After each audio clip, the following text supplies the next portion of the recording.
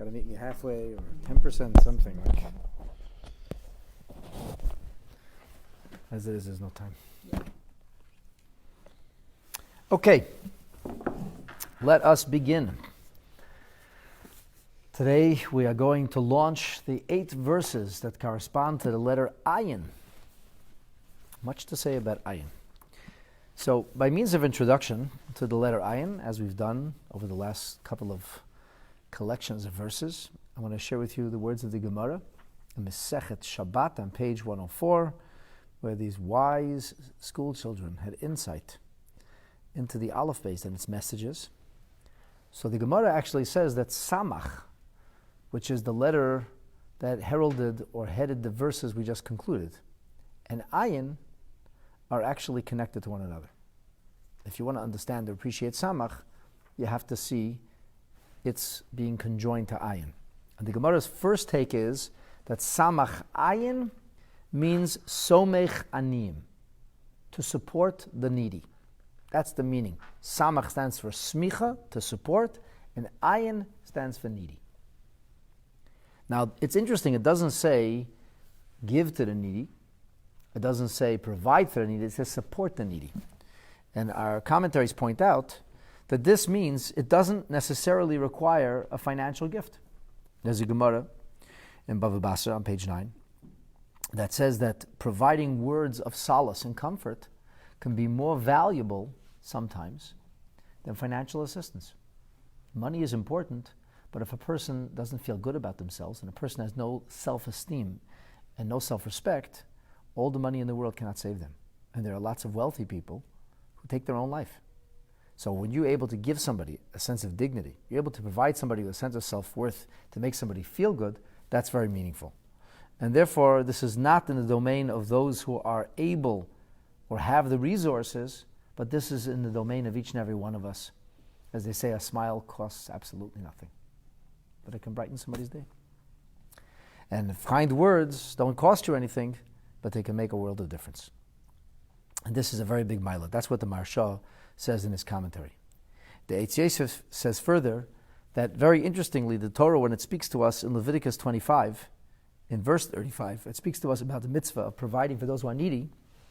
The Torah's words are, "V'hechazakta boy." You should grab hold of him, hold him fast. And our commentaries explain that this is referring to a person who's faltering, not a person who's fallen. In fact, Rashi says that if a person is faltering, it's not so hard to provide a little support. But when somebody collapses, then a whole half a dozen people can't get him up. So there's a big difference between allowing somebody to collapse and then, or just to support somebody when they're faltering. And if I may just make a little commentary on human nature, people somehow seem more prone to assist when somebody collapses.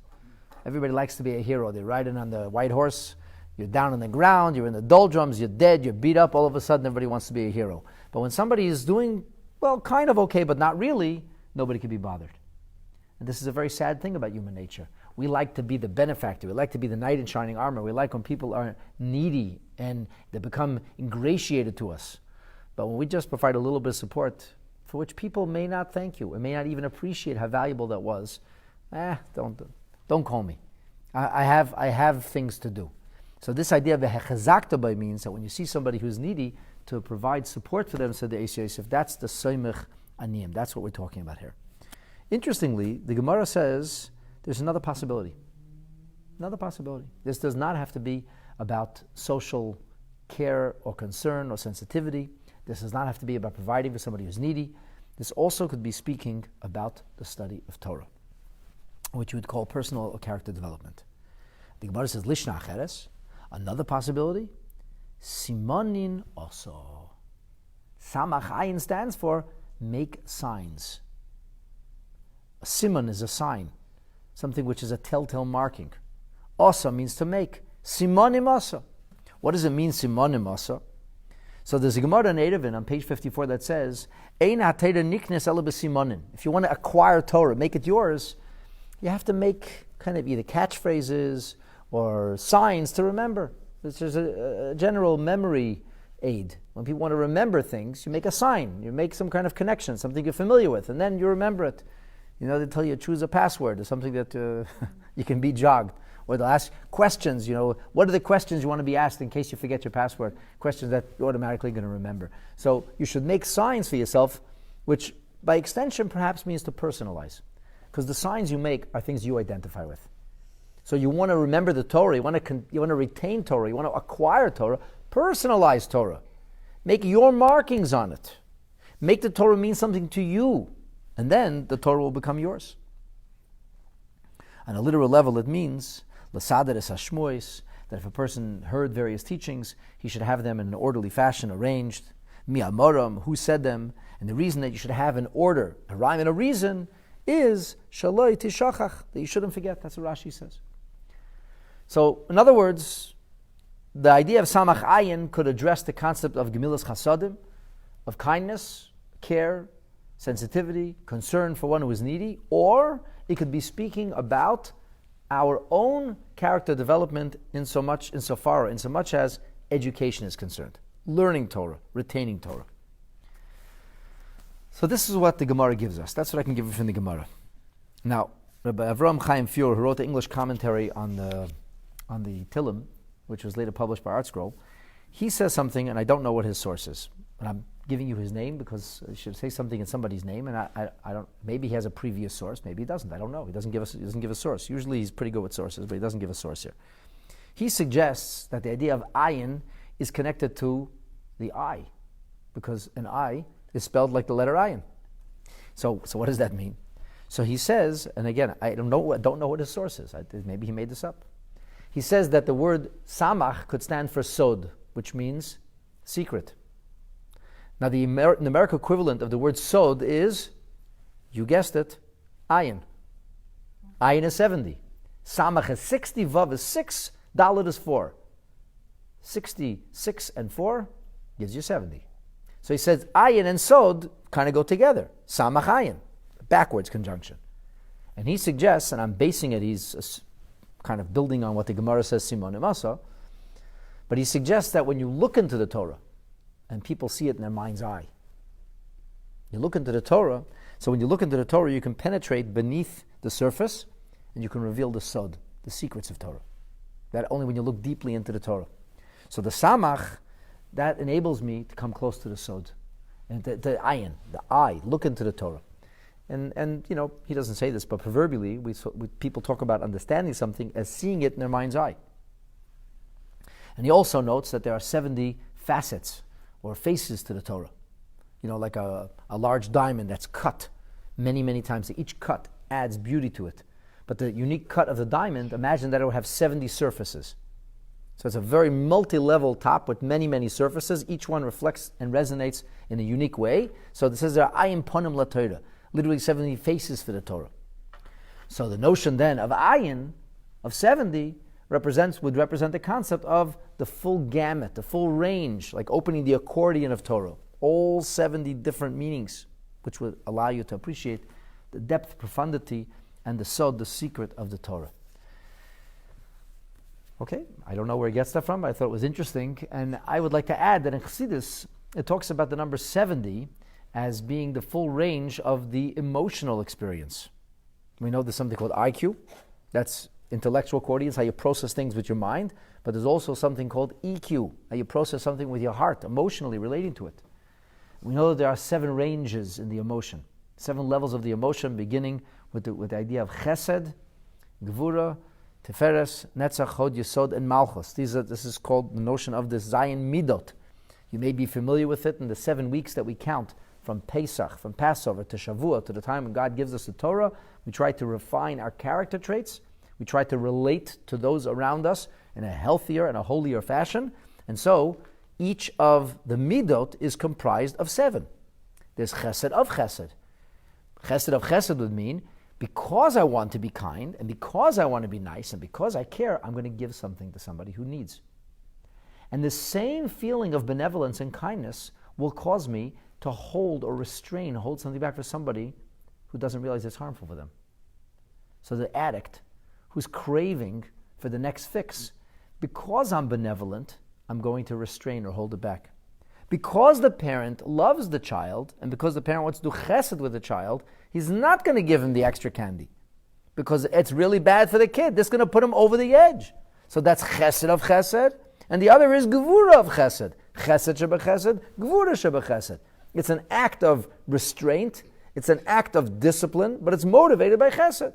Chesed doesn't come in one color. Chesed comes in 7 colors. Chesed shebechesed, gevura shebechesed, tiferes shebechesed, netzach, choid, yisoid, and malchus shebechesed. And actually, when you count Sfirat HaOmer, there's a special prayer. We say, each day we replace, there's a blank where you fill in the blank for the midah, the characteristic of the day which is rectified and perfected and refined during the course of the 7-week count, the 49 days from Pesach to Shavuos.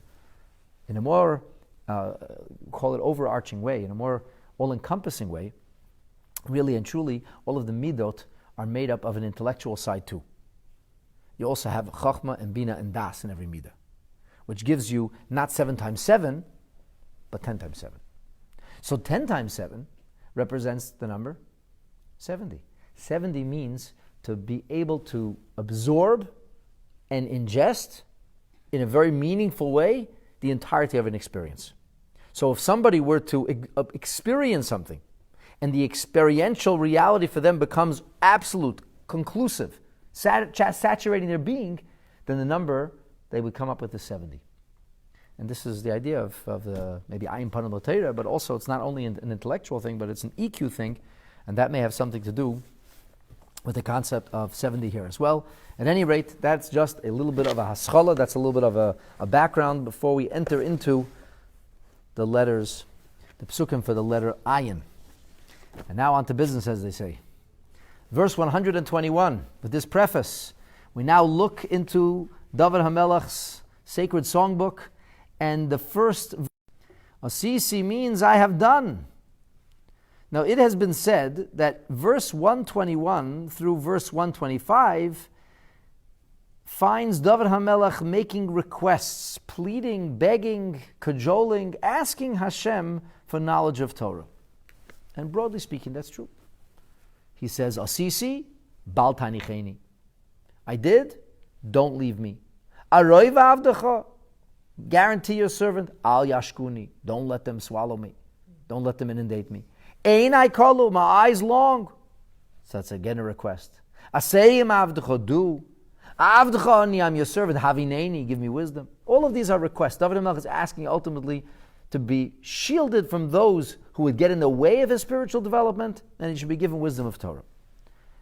But specifically, verse 121 begins not with a request, but with a statement. It's almost as if David HaMelech is justifying his request. He says, Asisi, I did. That's the opening verb. And because I did, Bal tanicheni, don't allow me to be taken. Don't allow me to fall into this, don't abandon me, so that I fall into this negative situation. So the obvious question that we're going to have to answer this morning is, what did David HaMelech do that warrants the Baal Tanicheni? And why did he think that if he didn't do this, he would be Tanicheni? Why did he have a complex? Why did he think that something bad is going to happen? He had to do something good to prevent something bad? And what did he do here? Asisi, I did, says David HaMelech, Mishpat v'tzedek. Mishpat means law, and tzedek means righteousness. It's the origin of the word tzedakah, which, by the way, doesn't mean charity. Because charity means I'm being a nice guy. I'm giving you what's mine because I want to be good. I want to be friendly. I want to be kind. That's not what tzedakah is. A charity case, person who needs. I'm the good person. I'm the good Samaritan. I decided to give you. In Torah, the idea of tzedakah is properly translated as righteousness, like a tzaddik. And the right thing to do is that if you have more than you need and somebody has less than they need, the right thing to do is to share. Not that the government should take your money away and forcibly share it in some other communist or uber-socialist idea. That's called theft. But we should be inspiring people that they should share what is rightfully theirs. It's rightfully yours, and therefore do the right thing. Because it's rightfully yours, you earned it fair and square. Now the right thing to do is to share with somebody else. not the imposed thing, the right thing. Choose to do the right or the righteous thing, which is also connected to the word in English, rectitude, which comes from the Latin terminology of an upright square. Right? There's a square and there's a rectangle. Rectangle and rectitude share the same connotation, the same origin, the same etymology. The idea is do what is upright. Do the upright thing. The upright thing is you don't need 4 homes. And here's a person living in a refrigerator box. So maybe you should do something for them too. You don't need a 4-course meal. You could survive on a 3-course meal. Maybe somebody else has no food to eat. You ever hear of the story of there was this beggar, and he was in the bridle path. It's like the poor people living on the bridle path. The beggar walks over to a lady who's getting into her Lamborghini. He says, "Lady, I didn't eat in 3 days." She says, "Force yourself."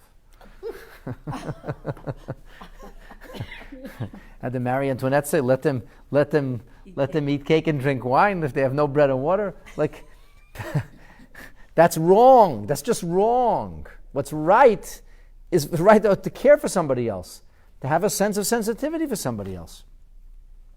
And the point then is, David HaMelech says, Asisi Mishpat, I did the law. The law is what's obligated, it's obligatory. V'tzedek, and what's right. But the big difference between Mishpat and Tzedek is the law is not something you get to choose to do. You have to do the law. If you don't do the law, it'll be enforced. In fact, Mishpat is enforced. We have law enforcement agencies. And when the Torah says that you have to have lawgivers, the Torah says you also have to have courts that'll enforce the law. But tzedakah is not enforced per se. Can't force you to do the right thing. We can inspire you to do the right thing. We can cajole you to do the right thing. We can ask you to do the right thing. We can hope you do the right thing. You need to do the right thing. So it's not the same thing. But David HaMelech says, I did mishpatu tzedek, and because I did mishpatu tzedek, very interesting combo, bal tanicheni le'oishkoi, don't leave me to those who would take advantage of me or who rob me.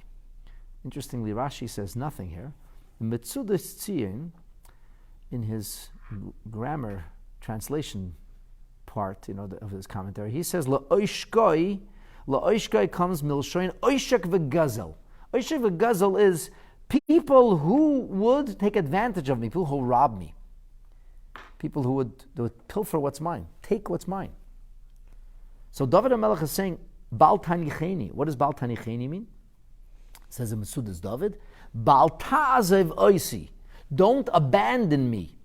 Because if you'll abandon me, lihiyos nimser, I will be given over biyad oishkoi, in the hands of those who abuse, take advantage, and rob me. Don't abandon me so that I won't be taken over by them. So, for some reason, David HaMelech thinks that he's going to be given into the hands of those who would take advantage of him.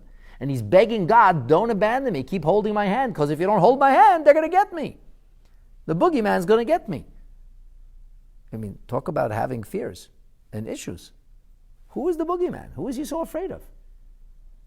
It's like a child, don't let go of me, the monsters are going to get me. There's no monsters. Who told you there's going to be biyad oishkai? Who said there's going to be people grabbing you? But David HaMelech's got a complex. He seems to be very concerned. Bal tanicheni, don't let go of me.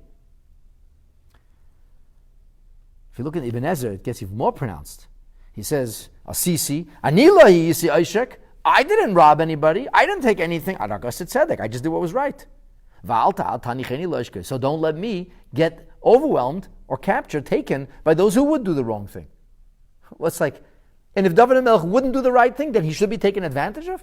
It's like, I didn't take advantage of anybody. Please don't let them take advantage of me. Who's out to take advantage of you? Why does he think somebody's out to get him? The Radak says, V'lo yashakti odom. I never took advantage. I never robbed. I never illegally or unlawfully took what didn't belong to me. Don't leave me in their hands. So I reiterate my question. Clearly, there's got to be some kind of issue here that David HaMelech feels that he may be attacked. And, he says, like, I got a little bit of schlep here. I did good things. So therefore, it shouldn't happen to me. In the words of the Kiflayim L'Teshiyah, he says, David HaMelech asks for mida keneged mida. A measure. Be good to me. Measure for a measure. But why would there need to be? Why would it be a problem? Why would it be an issue that David HaMelech has to say, I was good, so don't let them get me?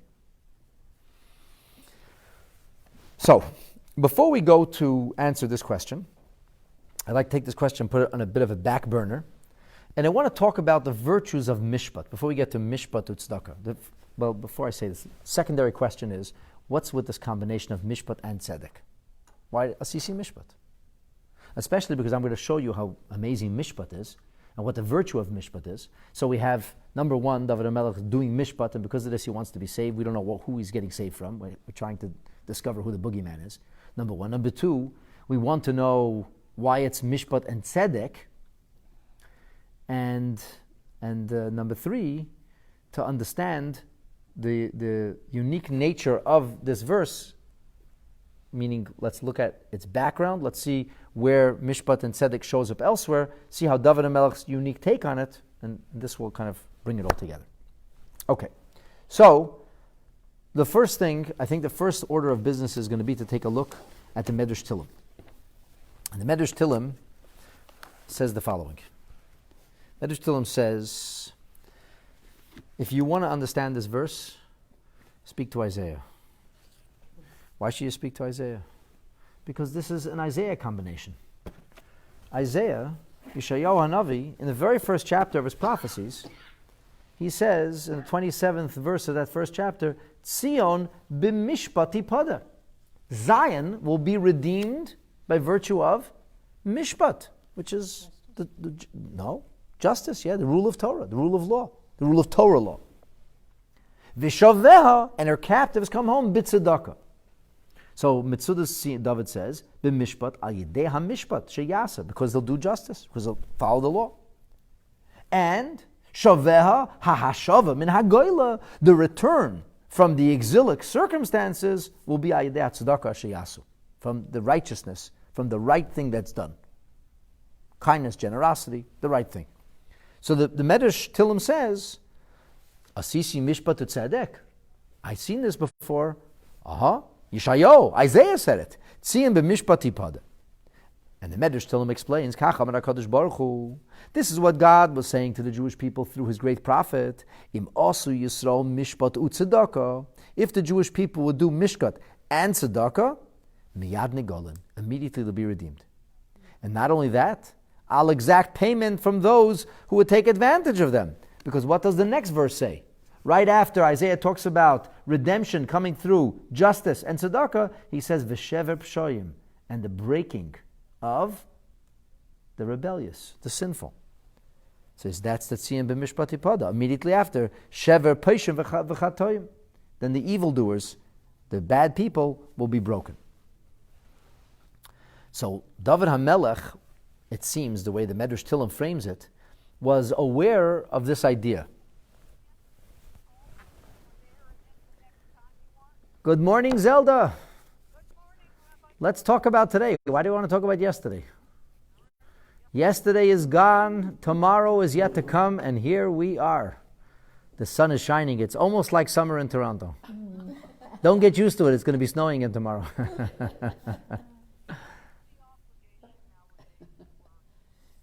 The obligation to wear a kippah. That's a really good question.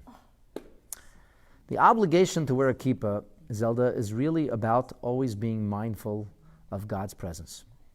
And it's interesting that in Judaism, we understand that the nature of men is to forget.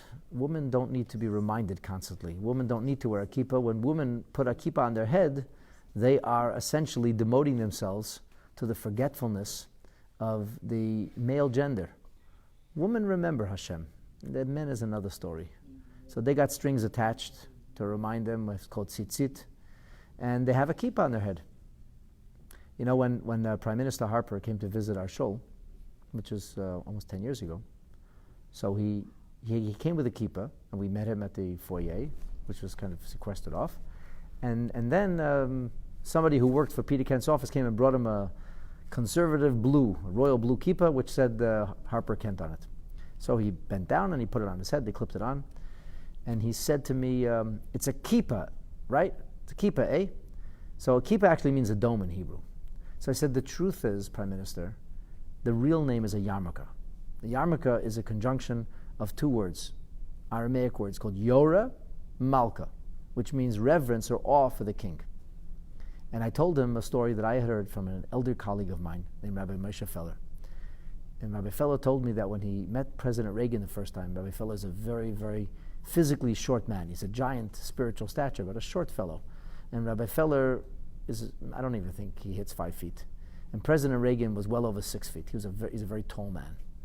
So President Reagan looked down at Rabbi Feller's bald head and his yarmulke on top, and he said, "That's a kippy, isn't it?" So Rabbi Feller looks up at the president, all a foot and a half taller than him, and he says, "No, Mr. President, it's a yarmulke. It's a yarmulke." And he explained what a yarmulke is, Yarmulke, and he said to the president that the idea is that we remember there's always something that is higher than our own intellect. Right? Aristotle said, if I don't understand it, it doesn't exist. Well, we have a very different approach. Our approach, unlike Western civilization or philosophy, meaning I am the master of everything and I create God in my own image, instead we say God created us in His image and there is much we don't understand. And so the only thing that trumps rhyme and reason is faith and conviction. And the yarmulke reminds us, it's on our head. It's higher than that. And that night there was a state dinner in the White House, and President Reagan began his remarks by saying, "I'd like to share something I heard from a rabbi this morning." So I shared that with Prime Minister Harper, and he was very taken by it. He liked that a lot. He said, "Okay, I'm going to call it a yarmulke from now on." So what's the obligation? I mean, it's an obligation. Minhag Yisrael Torah, the custom of the Jewish people, is considered to be Torah. And I have a feeling that you're asking the question precisely because there's parts of the world where people are afraid to wear a yarmulke now. And maybe people feel, overwhelmed. So I'm going to tell you that whilst a custom is not something one has to risk his or her life for, and as a rule, the Gemara tells us when we're in a shas hashmad, when somebody's trying to stamp out Judaism, then we're supposed to make great sacrifice, even not to change our shoelaces. At the time, there were shoe straps that were worn. It was called Arkasa de Misani. There was red shoe straps that were worn by the local Western civilization, and the Jewish people living in Israel wore black shoe straps, and they try to assimilate the Jews and force them to change the shoe straps. And it says, even though, shoe straps are, they're shoe straps. Really, who cares? It's not anything profoundly religious. But if that's becomes a symbol of defiance, and that becomes a symbol of our Judaism, then we make a sacrifice even for that. I try never, ever, ever to take off my yarmulke zelda unless I'm in the shower, swimming pool, mikveh, things like that. But otherwise, my yarmulke stays on my head, and I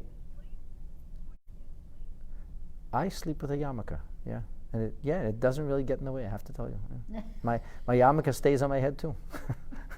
I usually wake up with it on my head, and that's a good thing. So I try to go to sleep being mindful of the fact that there's something higher than my intelligence, and I try to wake up with that very same sentiment, as I say, Modani Lefanecha in the morning. And Zelda, men should be wearing a yarmulke, not only when they come to shul, and women don't need to wear the yarmulke, but they should certainly be mindful. And Judaism believes that they can be mindful without physically wearing the yarmulke. That's why they're not required to do so.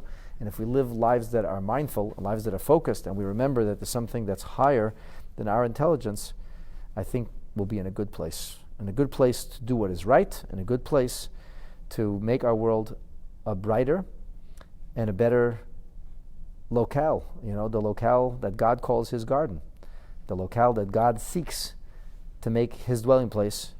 As it says, Basi Lagani Achesi Kala, God says, I come to my garden, my sister, my bride, these loving terms. God says, it's Gani, it's my garden, it's Gnuni, it's my bridal chamber. This is the place, this is the reality that the Shekhinah, that the divine presence, occupied in the fullest sense and was palpable, and humanity was aware of it. And sadly, because of sin, God's presence was driven out of this world.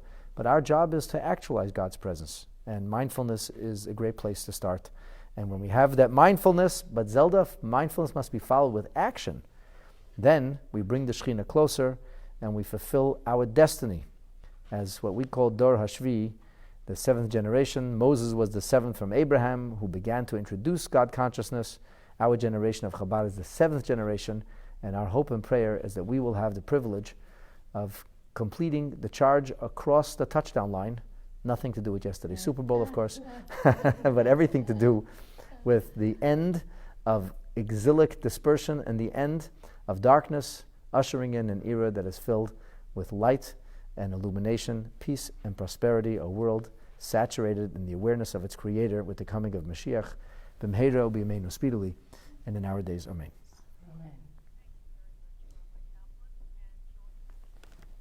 All right. Okay, so back to David HaMelech here. David HaMelech is talking in this medrash. It seems David HaMelech is aware of the future prophecies. Isaiah didn't get these prophecies yet. Isaiah is not alive yet. I don't know if David HaMelech knows Isaiah's name. Isaiah doesn't know his own name. But David HaMelech knows about this combination, this formula. He's prophetically intuitive to the notion that it will be tzedek u mishpat, or mishpat u tzedakah, that is going to bring about the redemption. So Amar David said in his inspiration, b'mishpat hem niftim. Aha. So that in the future, when there'll be trouble, the Jewish people will be redeemed for justice. Gam ani asisi mishpat. David HaMelech says that's very inspiring. In that case, I'm going to dedicate my life to justice. If justice brings about redemption, must be a good thing. So David HaMelech said, I'm going to do this. And the Medrash says, truth be told, David HaMelech did not only look forward, what you would call in today's lexicon, back to the future, but David HaMelech actually looked back to the past. What's the past? The past is the verse that's found in Genesis describing why God loves Abraham. In chapter 18, verse 19, it says, Ki yodaitiv, because I know him. Lamana shayitzave es bonav es beise, because he instructs, he guides, he educates his household, his children, that they should do tzedakah u mishpat. Tzedakah u mishpat. And this is, says the Medrash, this is what this is all about. So David HaMelech knew about Yeshayahu Navi, or about the prophecies, about that spiritual formula. He knew how powerful this could be, and therefore he wanted to devote himself to that. And the Medrash points out that in the 56th chapter of Isaiah's prophecies, something very similar shows up. 56:1 of Isaiah is Koi Amar Hashem Shimru Mishpat Vasu Tzedakah. Do mishpat, do justice, and do kindness. Ki kroiva Yeshuasi love, because my salvation is at hand. So we have the same idea re-emphasized now in the later, many chapters later, Isaiah re-emphasizing the same idea.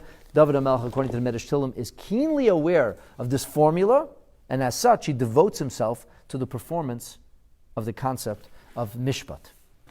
Now, here is what is very, very interesting to note. The Medrash Tehillim itself sends us back to Abraham, sends us back to Genesis. But in Genesis, it doesn't say lases mishpat tzedakah.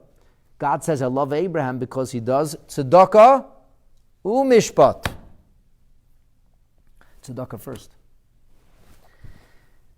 As Rabbi Yehuda Chalava says, one of the great Rishonim who commented on the Chumash, he says, Tchila tzedakah ve'achar kach mishpat. First tzedakah, then mishpat. What does that mean? You came to the judge. You came for a handout? How does tzedakah have to do with justice? Justice is blind. Tzedakah is a different kind of blind. Tzedakah doesn't notice if you do or don't deserve. If you need tzedakah, I help you out. Justice says, I don't care if you're rich or poor, smart or foolish, righteous or not. If you're wrong, you're wrong. If you're right, you're right. We have to follow the law. Justice is justice. So Maram Chalva says Rabbi Yehuda Chalva says something interesting. He says like this. He says, tzedakah is pshara. Tzedakah is to try to make a compromise. And it says like this. Until you know where the case is going, you could say, listen, we don't have to go to the path of justice. We don't have to go that path. We could make a compromise. So when people first come to you, even if you're a court, which is not the case in secular courts. Secular courts is all about justice. If you want to settle, they settle outside of court.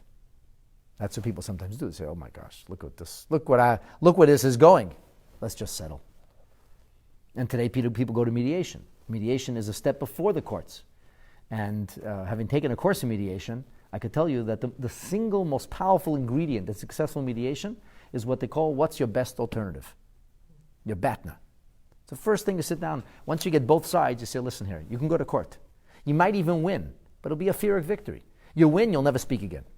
You win, but you're going to be spending so much to win.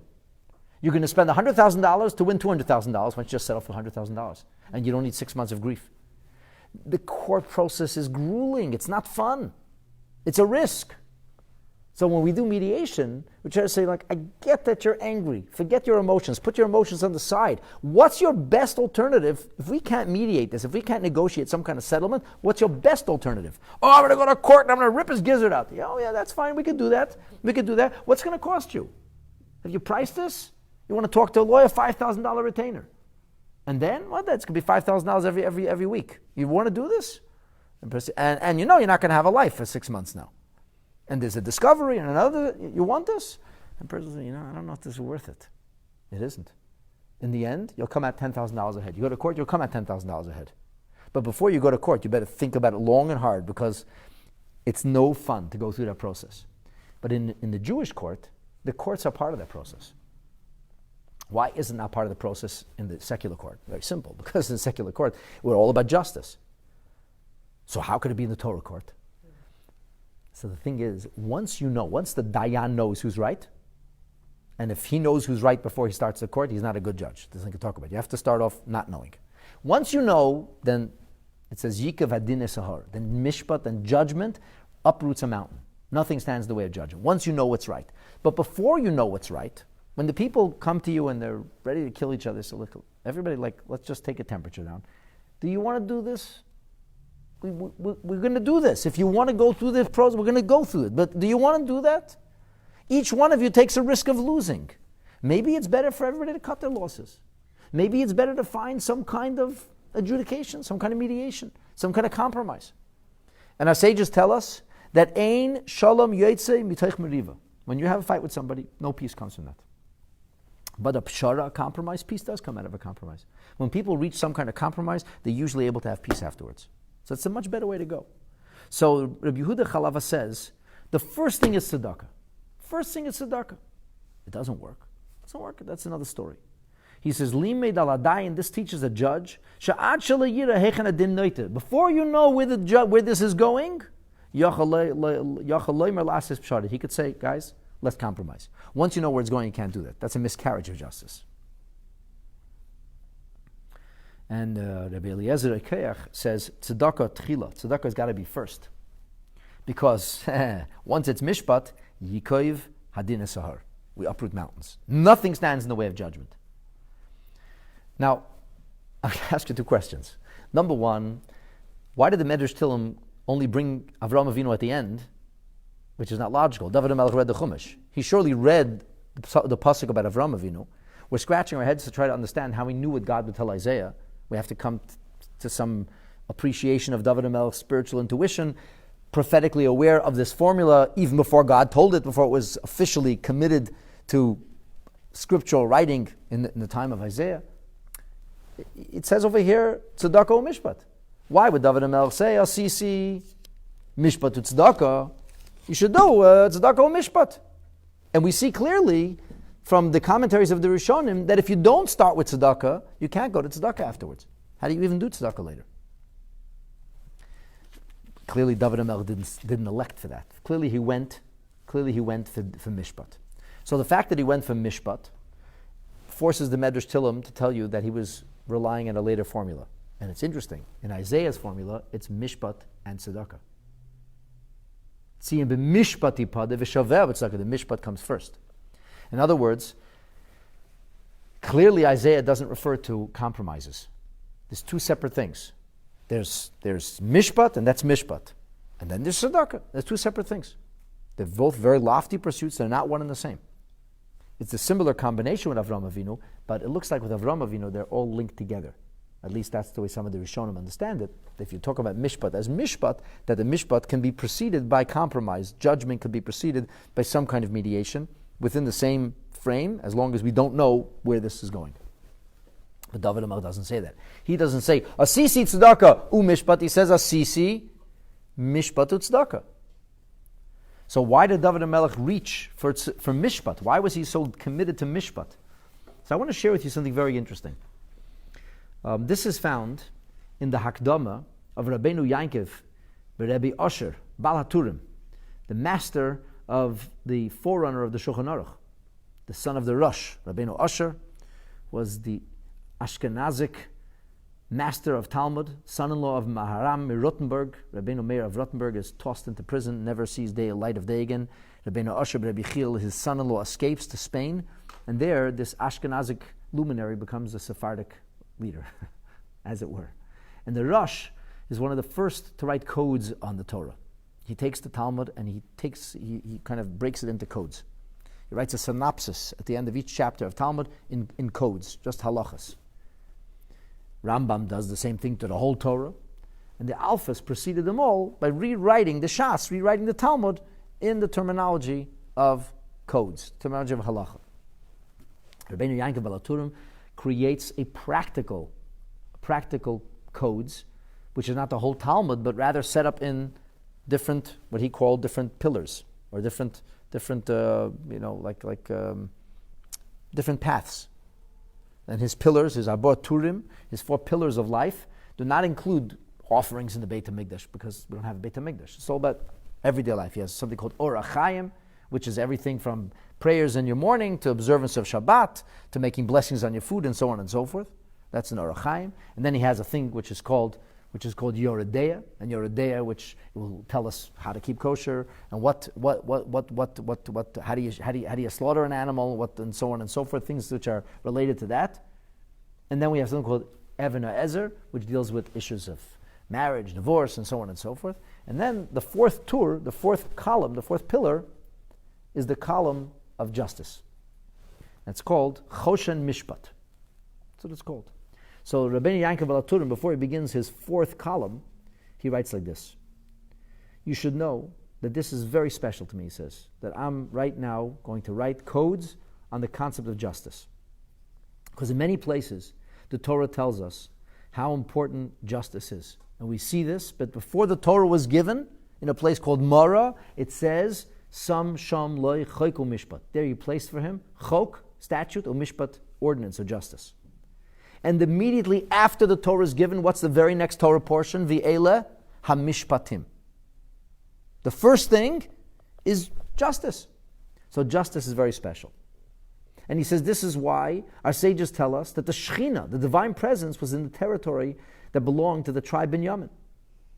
In Lishkat HaGazis, the chamber of hewn stone, which was the seat of the Jewish judiciary, the high court, the ecclesiastical high court of the Jewish people, was in the portion of Yehuda. And it says because the Sanhedrin, which is connected to Yehuda, also had to be adjacent to the Mizbeach, to the altar, which is connected to Binyamin. So it says the Binyamin is the one who has the Shekhinah, but there was a little peninsula jutting into the area of the Temple Mount that came from Binyamin's territory, and the Mizbeach is built on Binyamin's territory, but right adjacent to the Mizbeach, where the offerings are brought, and that's where Korbanot, where closeness with Hashem is nurtured and developed, we have the house of justice. And he says, because you can only have justice in the place where the Shekhinah, where the divine presence dwells. And the Torah says, you should know as a matter of fact, that on the Temple Mount, there were multiple courts. And the city of Jerusalem, he said, had more than 480 courts that sat in session in the city of Jerusalem. It was the capital of justice for the Jewish people. Anybody could get justice there. And he goes on to explain how the idea of the Shekhinah, God's presence, is ushered in amongst the nation of Israel through the performance of justice. And he talks about how precious justice is, how meaningful justice is, how important it is. So was the court, was that in the court was half in a room that was half part of the Beit HaMikdash, in the holy part of the Beit HaMikdash, half in the area called Chol, or mundane. That's where the justices sat, but they sat in half of the room. It's a relatively small room where a lot of people were crammed in, smaller than this room. It's called the Chamber of Hewn Stone, Lishkat HaGazit. I guess the point I'm trying to make is that we can see from what the Balaturim says that it's a big deal. Justice is a really big deal. And David HaMelech appreciated justice, and he understood how precious justice is. And because he understood how precious and meaningful justice is, he wanted a Sisi Mishpat. He said, I'm going to dedicate my life to bringing justice about. Anybody can give tzedakah, but I'm the king. I have the force of law behind me. I'm going to create justice. And that's what he devoted himself to. So there's a very interesting Medrash Rabbah, which is found in Parshas Mishpatim. And it says, Amru lo Yisrael, the nation of Israel said to God, Rabbein ha'olam, master of the universe. Histakel see sha'anu mavakshim lashes tzedakah u'mishpat. We're trying to do generosity, benevolence, kindness, righteous charity, and justice. Va'anu misyarim and akum. We're afraid of the pagan nations that surround us. Al timsereinu biyadeim. Please don't give us over into their hands. Havei asisi mishpat tzedek. The Medrash says, aha, you do mishpat and tzedek, that protects you from your enemies. In other words, from this Medrash we could see that the notion of doing justice brings about protection from injustice. The injustice would be that we would be overwhelmed by our enemies. We perform justice, shielding us from injustice. This is what the Shar Chaim said before about midah keneged midah. And so why did David HaMelech have this chip over his shoulder? Well, here's something very interesting. The Ma'am Lois brings this down in the name of the early Ashkenazic sages. He doesn't give us a particular name. He says, Sefer Kadmoin Mechachme Ashkenaz, an early volume, an early manuscript from the wise of Ashkenaz, or a sage of Ashkenaz. This could be going back to the medieval times, going even earlier. We know the Jewish community in Ashkenaz was extant during the time of the second Beit HaMikdash. He says, we can see from the Medrash we just read that the B'zchut HaMishpat Menatzchim, that victory on the battlefield would come in the merit of justice. And we see this because it says, Ki sasa hayosher be'eni Hashem, and the next parsha opens, Ki seitzi la'milchama. So there's this idea that Parshas Shoftim concludes with the words, you'll do what's right in Hashem's eyes, and the next parsha is Ki teitzi la'milchama, go out to war. We all know that David HaMelech waged many valiant battles on behalf of the Jewish people. In fact, he is the one who secured the land of Israel proper.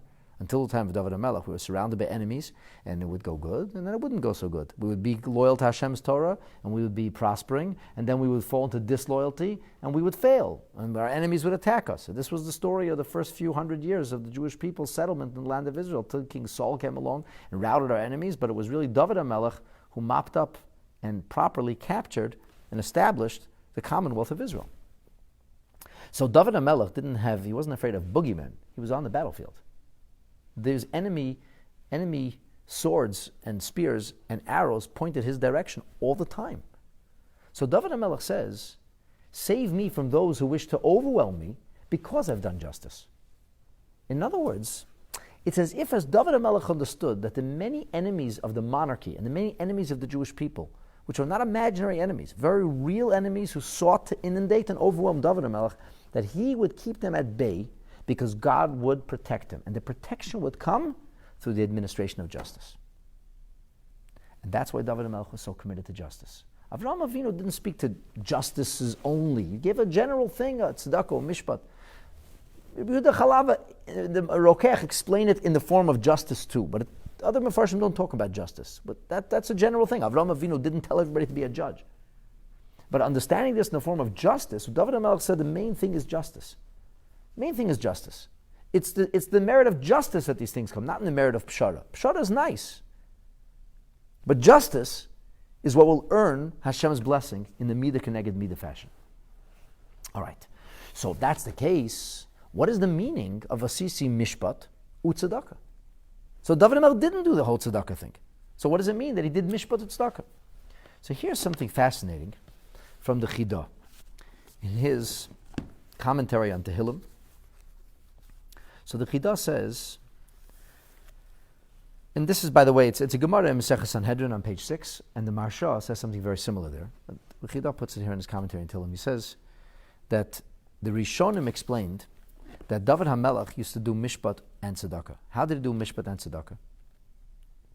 He did mishpat and tzedakah because the Gemara says he would rule the halacha. He would give a ruling.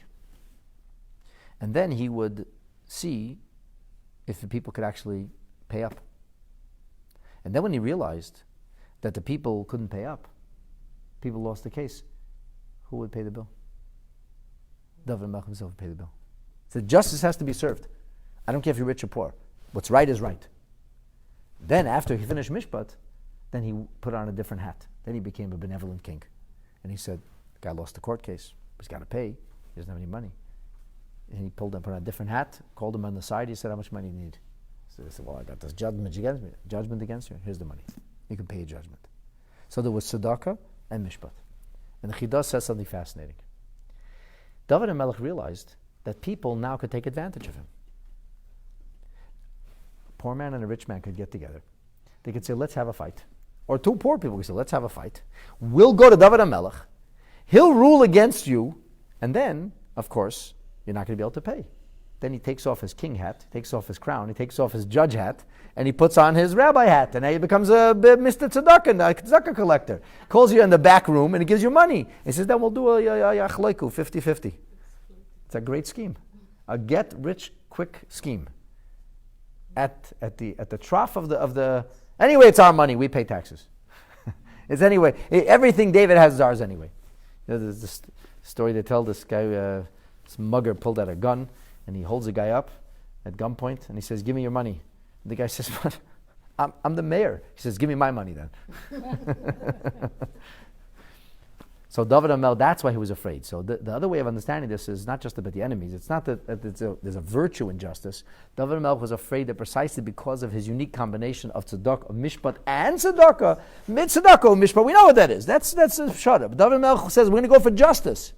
But I'll be a nice guy afterwards. He says, God, I'm trying my best to be a nice guy. I want to do the right thing, but I don't want to be taken advantage of. And that dovetails it where we started off into the way the Mitzvah Tzion explains it. Oishik v'gazol, this is people who are actually going to steal his money. He said, I want to give tzedakah. I don't want to be taken advantage of. So that's why the natural thing of a sisi, mishpat tzedakah, means that we could be taken advantage of. And the interesting thing is that David HaMelech knew fair well that he might be taken advantage of. Sometimes people say, I'm not going to give them money. They're taking advantage of me. I'm not letting them take advantage of me. David HaMelech made himself open to that. He said, okay, they might take advantage. What are you going to do about that? I'm going to pray. I'm going to say, God, please, protect me. Make sure they don't take advantage of me. But he didn't stop doing it. And that should remind us, sometimes we get taken advantage of. Doesn't mean we stop being good. It doesn't mean we stop being righteous. And in the end, it's all in his hands. It's all in Abish's hands. So you got to do the right thing. And if somebody took money from you that they didn't deserve, they'll have to answer to somebody else. Don't become jaded, as they say, because you were taken advantage of. You continue to perform acts of justice, acts of righteousness, and HaKadosh Baruch Hu, the Rabbeinu Shalom, will al tanicheni, don't let go of me, and it'll be midah keneged midah. You did the right thing, Hashem will treat you right. And even if somebody treats you wrong and somebody takes advantage, ultimately, if you did the right thing, Hashem will make sure to provide. I don't know what to do with this piece of information, but I'll share it with you anyway. This is only one of two psukim in the entirety of 119, Psalm 119, where there is no letter chaf. Not a long chaf or a short chaf. Only two psukim in the entire Kuf Yotes, which is a lot of verses. The only one of two doesn't have the letter chaf. It happens to be, chaf is the gematria of 20, and the word asisi shows up 20 times in the Bible. I do not know what to do with that piece of information either, but just throwing it out there. Just interesting. The word chaf also is symbolic of keser, but whatever. I could go on a tangent, but I probably shouldn't. So, Rabbi, sorry to interrupt, but does everything like that have to have a reason, or it's just happens to be, you know? What do you mean? What do you mean? Does everything have to? Everything has to have a reason. The Torah is so exact, so precise, so exquisite. We don't mean just because we don't know the reason doesn't mean there isn't a reason. And then just because we think we found the reason doesn't mean we know the reason either.